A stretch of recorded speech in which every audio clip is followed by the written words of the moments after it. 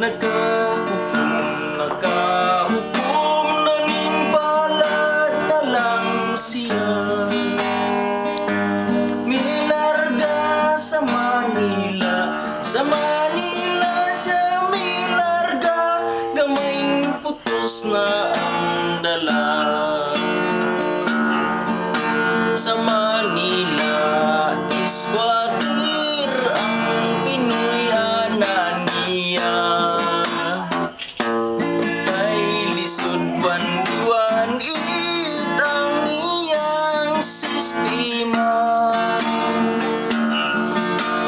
Miintra siya sa trabaho, nga illegal, delikado na.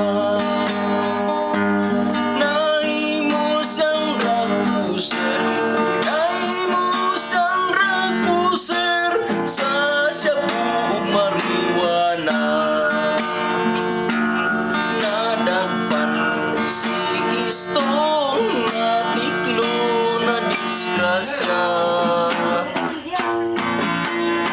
Idala something pa, 20 anyos ang sentensya. Dito sa bilangguan, sa sulod sa iyang silda,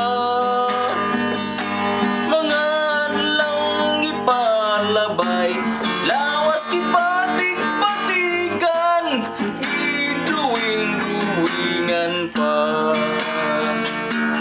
Pagkulinan ni Istong daw matunan sura,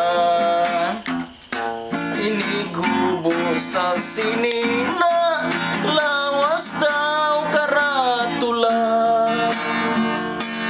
May katok nga dakong bitin sa bugan ug sa paa.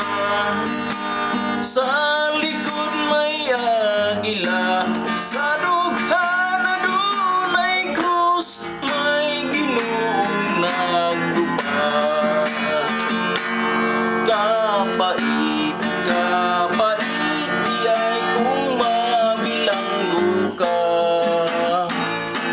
Sa trabaho ay mudawat, kay lagi na priso ka. Kung siya mangulitaw, sana ikang dalaga. Is na buning taon siya,